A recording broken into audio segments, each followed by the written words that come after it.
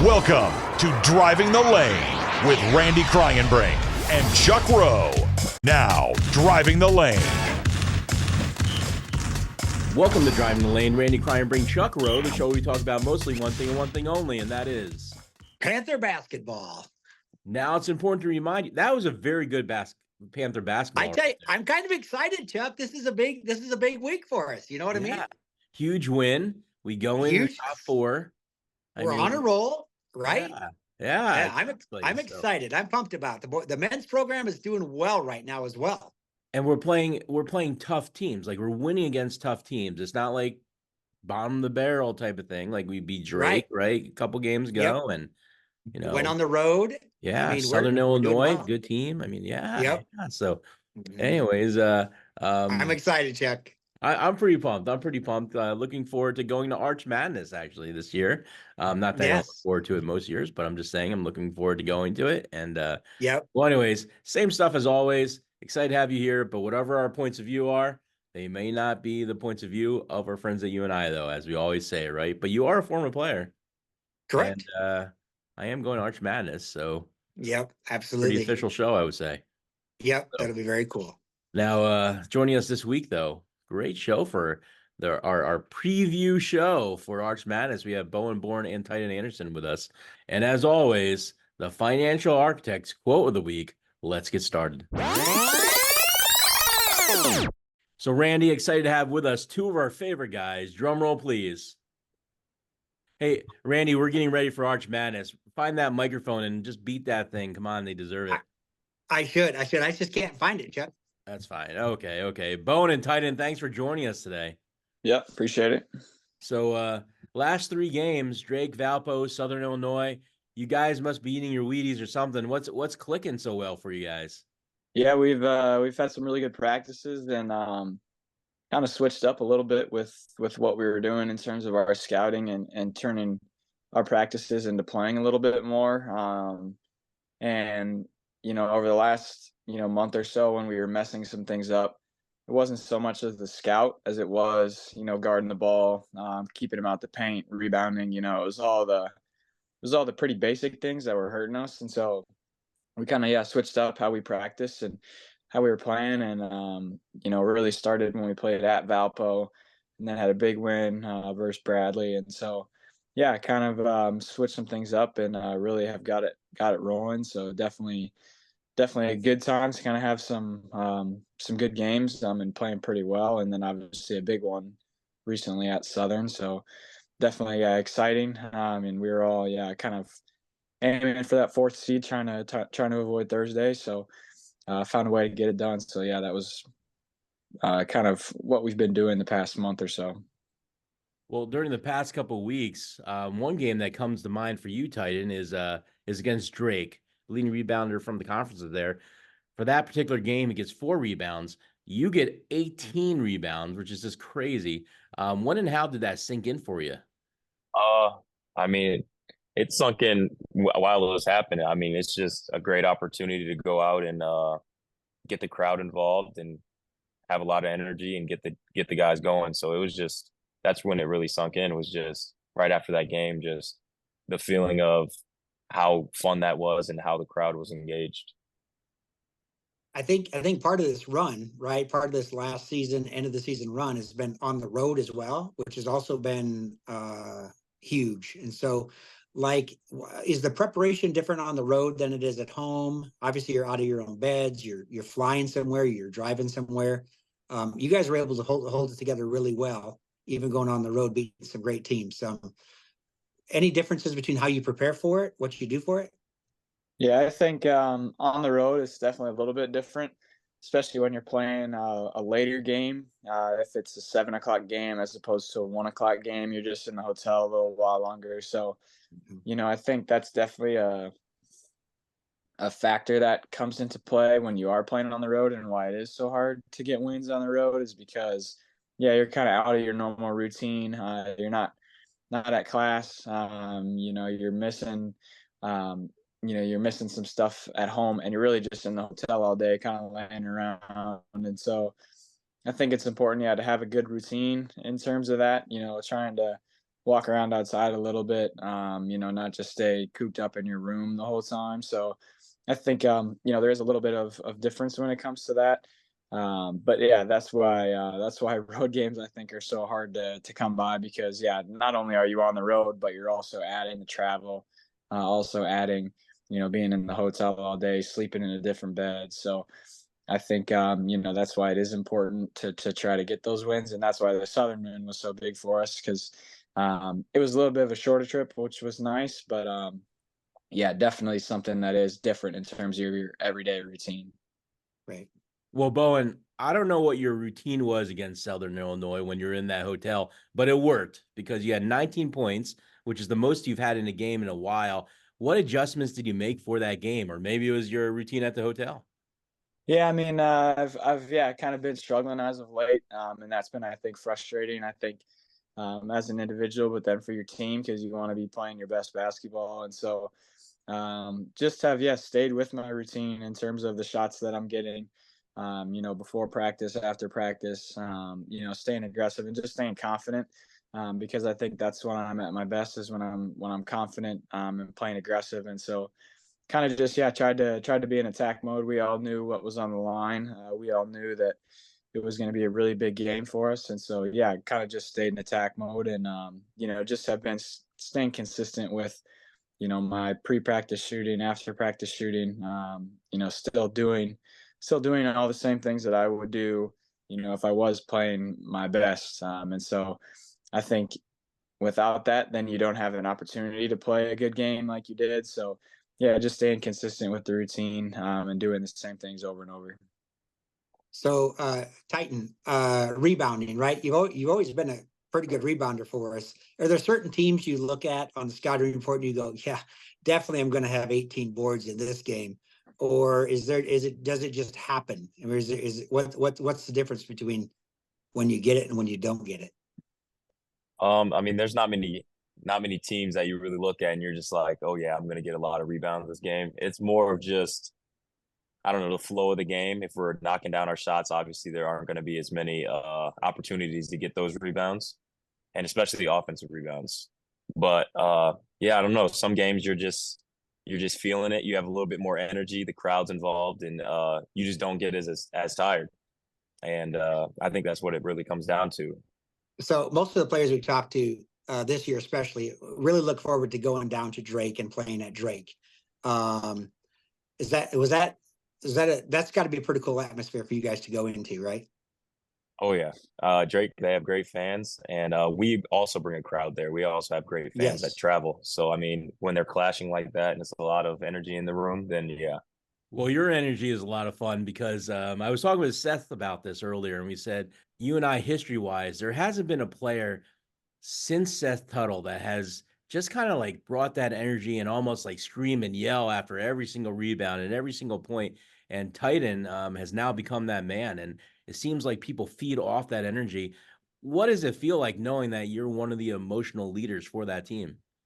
I mean, it's a lot of fun. I mean, any way that I can lead, that's what I want to do. And it's a lot of fun seeing the rest of the guys always screaming and yelling and flexing just like that whenever they make a play too. So I mean, it's just a lot of fun.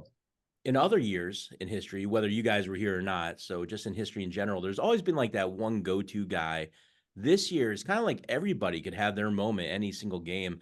How easy or hard is it to play good team ball, put egos aside for a win? I would say it's not hard at all. I mean, when you have a great group of guys and you all are unselfish and want the other guys on the court to do well, it's not really that hard to kind of just put your ego aside and play the best team basketball that you can. Yeah, I would completely agree. I think that's one of the things that's super nice about this group, and what makes us so special is, like you mentioned, yeah, like Huddy the other day, comes in and makes 3 huge threes, and that's something that he works on each day. And so I think, yeah, you get a sense of happiness when you see other teams or other players on your team play well. You have the Titans 18 and 18, it makes you excited because you're always ultimately thinking about the ultimate goal, which is playing in March Madness and winning the MVC tournament. And so when you always have that in mind, it's really easy to only be focused on whether you're winning or losing. And so definitely, yeah, pretty easy to feel confident and feel good, even if, yeah, you're not always the guy, or you're not always the one who's getting the shots. And I think that's what makes this group special, and what Coach Jake does a great job of, just in terms of establishing the culture of that, throughout the off season. Talking about Arch Madness, which you're headed down to, obviously you worked your way into the 4 seed. How big is that for you guys to not have to play on Thursday? Yeah, it's definitely pretty big. I think about halfway through the year, when we were kind of out of contention for the title, that's when we started, talking about, well, we just got to find a way to avoid Thursday, to avoid that 4th game. And so that was something that, coming down the line, we knew, kind of what we needed to do. And then obviously ended up being a whole lot closer with it going down to the net with us in Belmont. And so, yeah, kind of some excitement there. But we just kind of approached that Southern game just to do what we can do, do our best, and then let the chips fall where they may. So I think that was something, going on the road on their senior night, and pulling out a win was pretty special, and definitely then also boost your confidence going into the tournament. Well, when you get down there, what is practice like? Do you have some practice time before that first game, and then in between the other games, is there practice time at all? And then kind of a second part of that question is, do you also tend to watch like the Valpo Belmont game, or do you just let the chips fall where they lay and just worry about yourself that first game? Yeah, there's definitely a lot of scouting that's still involved, in terms of what our coaches do, and we'll obviously all be aware of kind of how teams are playing, and how the games are going. So typically we leave a couple days early, so we're leaving tomorrow, and don't play till Friday. So we're going to be there for a couple days, and typically we find another college, or another place to practice at, to have a full practice.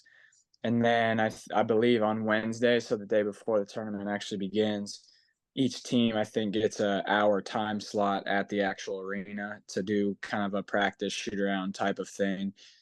So that way you can kind of get comfortable with the surroundings. So usually, practice, at a third party site, and then you get a little bit of time day before the tournament, to practice in the actual arena. And then obviously once you kind of get going, then it's a big important factor to get your rest, and be fresh for the next game, because 3 games in 3 days is a lot. So yeah, that's kind of our schedule for this week.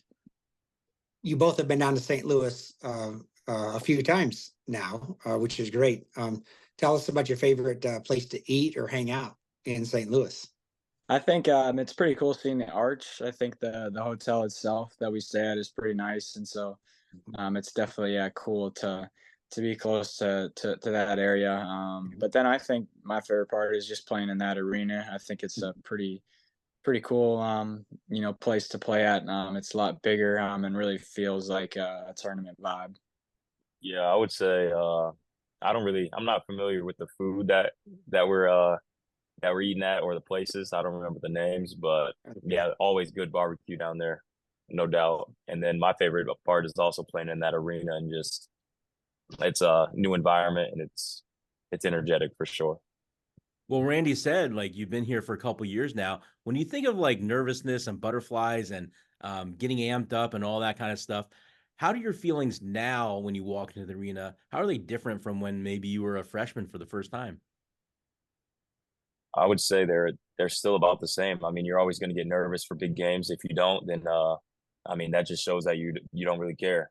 I mean, as we're going to be prepared, we're going to be ready, and we're going to be confident. But yeah, I think it's still going to be that awesome feeling that you get being a basketball player and going into a new arena and with that environment. Yeah, I'd agree. I think it maybe gets a little bit different as you progress in age. You kind of get more comfortable playing down there, but yeah, definitely still definitely get the excitement, and the nervousness, about the whole thing. And yeah, so I think probably a little bit more comfortable, but definitely still nervous. And the big part is now you have to win. I mean, you have no choice but to win. Well, you two have always been two of our favorite people to interview. I mean, you're just two of the nicest guys, always have a smile on your face. But Randy, I got to say, for the first time in a number of years, we might have a new favorite. James Pollard has become one of our favorite guys to interview. He is similar to you guys in that he's just a super, super nice guy, always has a smile on his face, such a great guy. So he had us yesterday post up this push-up video from this past Sunday. And the question to you is this: as a player, what does it mean to you knowing that there's people like James out there who care about the team winning just as much as you do? Yeah, I think it's definitely awesome. You know, when you think about, you know, him, but not only just him, just all of our managers, all the people that are doing the behind the scenes stuff to help practice go smoothly. You know, you're filled with a lot of gratitude, and you're filled with a lot of thankfulness to be able to work with people like that um, who are helping you in any way that they can. And so, you know, there's been a lot of times where I'm texting managers or whatever to come rebound, you know, to come shoot, and it might be at, you know, 6 o'clock in the morning, and somebody will be there. And so you're always filled with a lot of gratitude, you know, when you're around people like that. And similar to our coaching staff, you know, everybody in this program puts in a ton of time, you know, whether you're playing or not playing. You know, there's a lot of time that's put into it. So yeah, James is a great dude, and you know, he always goes about things the right way. So it's awesome when you have people who are not technically players, but still, you know, still contain everything that it means to be a Panther. You know, and James is definitely one of those guys that is going to do anything for you. And so yeah, having people like that is pretty awesome. Tytan, anything to add to that? And or could you beat James in a push-up competition? There ain't no way I'm beating that man in a push-up contest. No way. He had about I think it was 60, 70. Yeah, it might have been 70 on Sunday. I think it was 70. Wild. Wow. It was crazy. Well, Yeah. if you didn't look at our Twitter, I'll let you know. He said he did 70 and he's doing 80 if you win the next game. And when, he didn't say if, he said when you make it to March Madness, he's going to do 100. So here's a highlight video from last year's Panthers Collective Kids Camp. During game days, you guys don't really smile. You have your game faces on pretty well because you're ready to take care of business. But one thing that's very noticeable and amazingly heartwarming when you watch this video is all of you guys, and especially the two of you, have huge smiles on your face throughout this video. Why is that? Yeah, I think anytime you get an opportunity to work with young kids in the community, it's always something that's pretty special. And having events like this is a great way to not only get to know the kids, but also the families, you know, that are around Cedar Falls. And you know, a lot of these kids who are coming to these camps are the kids that are supporting you in the crowd, and are helping cheer you on.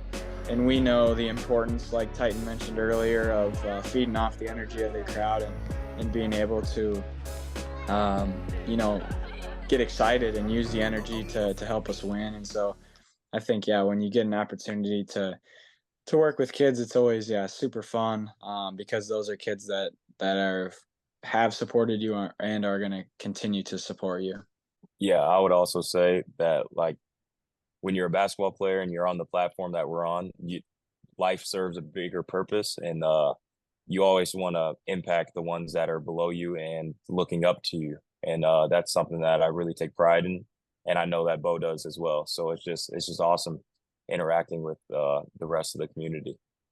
Yeah, and I would say this, and we've said this numerous times with a bunch of our student athletes we've had on the show before, but you two guys definitely have figured out a way to give back to the community, and that's really cool. As a grandpa in the community, as just a fan of the community, it's really cool to see your guys' faces out there, always representing the Panther Nation, and that's really cool. So I just want to pass that on. Thank you guys, and keep it up. That's really awesome. Coming up April 19th is the next Panther Collective Basketball Camp. What are you looking forward to the most, and why should kids come to this camp? Yeah, I think like Tytan mentioned, it's a great opportunity to meet some of the players on the team, and be able to hang out with them, and not only get to get to better your basketball skills, but also just become better as a person. Learn how to be a good teammate. There's a lot of other things that basketball can teach you, just besides being a good player. And so I think, with these camps, that's one of the best things that can come out of it is learning, how to be a good teammate, how to be a good friend, how to support other people, and then get a chance to kind of interact with the team, and hang out and just have a good time. Well, any final words to Panther fans before we let you go? It's going to be a fun week down in Arch Madness. We're all really excited, and me and Tytan both appreciate you guys for having us on. Thank you guys for joining us. Have a great week of school, and let's take home the championship trophy from St. Louis. Yep, yes, sir. And now for the Financial Architects quote of the week. Try to be a rainbow in someone else's cloud. Sunshine on a cloudy day. There's a song about that. Yeah. I kind of like that song, actually. I should have sang the song for us today, Chuck. Oh. No, you don't want to do that. No. Don't want to do that. No, but thanks for asking. 1, 2, ready, go. No. Okay. Edit. Well, I guess that was a good quote for you and for me and for everybody. So it's time now to say goodbye from Chuck and Randy. See you next week. Enter the closing music.